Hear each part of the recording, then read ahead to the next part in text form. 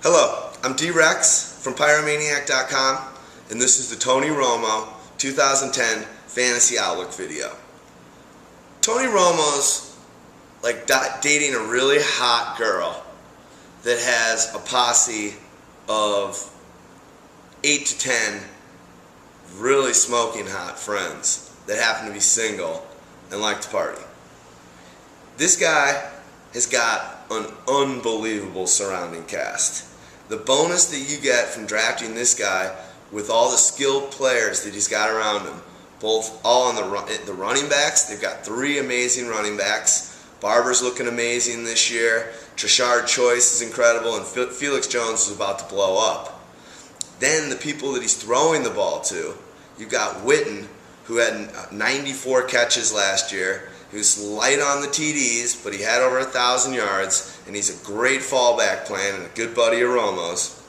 You've got Miles Austin, who came out of nowhere from Monmouth College, and last year just exploded, and he had 81 catches, had a bunch of amazing long touchdowns where he broke a lot of tackles and just made some incredible plays, electric stuff. Had 1,300 yards. He's the number 1 there now.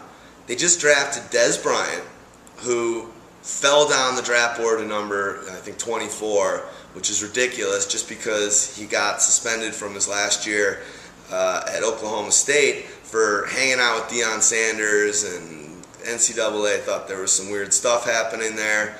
Probably bogus. He seems like a misunderstood guy, but this is Randy Moss-like when he slipped down to the Minnesota Vikings for the same stuff. Obviously Randy got caught smoking marijuana, but who hasn't smoked marijuana in their life?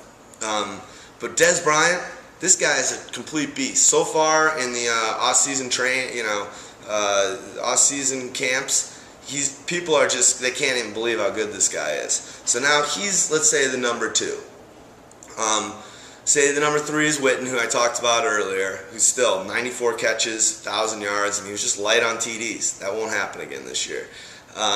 Then you got your 4th best receiver is Roy Williams, a guy that's got a huge contract, can make unbelievable catches, but obviously also is kind of overrated and hasn't had such a good tenure or 2-year in Dallas. He's dropped a lot of passes. Him and Romo haven't been on the same page. But if you listen to him, he says they've been working together all off-season and they're going to be like Rice in Montana, some shit like that.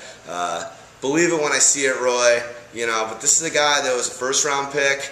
Traded a lot away for him. Jerry Jones did. He pays him too much, but Jerry Jones got the cash. He saw that stadium. I mean, that stadium's ridiculous. I don't know. I think they make enough money in one game with the size of people that you have in that place and the concessions and whatnot to pay your team for its entire season. I mean, that guy's a genius. But yeah, Romo. Back to Romo. He's got an unbelievable supporting cast. It's shocking. It's probably the best that I can ever think of. And this guy is about to head into his 5th year. He's fully the team leader. They got T.O. out a couple of years ago. Last year, people were wondering how he would come into being the leader and, come out of that whole T.O. debacle and how he would respond to that. But, the guy's just been, he's awesome. Other than that one botched field goal that he did in the playoffs a few years ago, he's just been unbelievable. I mean, the way this guy can get away from these fast linebackers and D-backs that blitz him and make plays happen, it's remarkable. And it's truly a testament to why he's so good. I mean, he's very Favre-like. He's obviously smaller than Favre, but he enjoys the game and he just makes things happen. I think Aaron Rodgers is the same way. The critics will give him some shit because, he's out playing golf and he's not concentrating on football. That's bogus. Brookings, I read an article by him recently that said, that Romo's good enough to be the best, one of the best ever to play the game. He says he works harder than anyone on the team and he's always in there every single day. And that just it trickles down to the players. And Romo's just a hard worker. This means a lot to him. He's very, very dedicated to this. He knows that he came out of nowhere, and he's got a chance to be play for America's team, and he could go down as one of the best Cowboys ever to play. But people give him shit for playing golf. I mean, come on. Those detractors, you're just jealous. You're just jealous because you go out and play golf and you suck arse at it, and this guy happens to be a football player and is awesome and can potentially, if you put his focus on that, be on the PGA if you wanted to.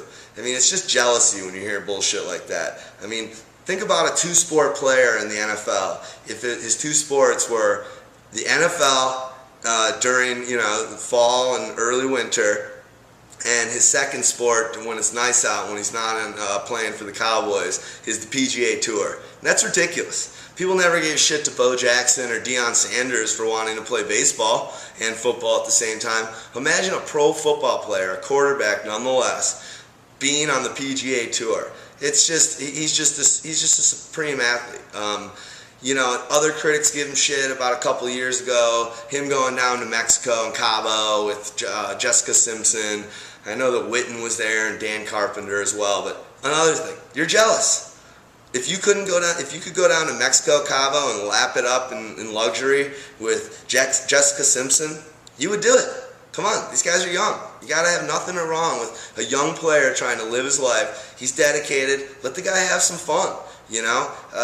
The guy just always gets so much bullshit where, it's not like he's an Iverson, who's he was probably my favorite basketball player ever behind Bird, where he's gambling his money away and is going to be broke, 2 years after he retires. In Iverson's case, the year he retires. But Derek Coleman, these guys, he's not like that. This guy just works hard and he's enjoying his life. I mean, let these people, he's a young kid, let him have fun. I mean, he's living the life.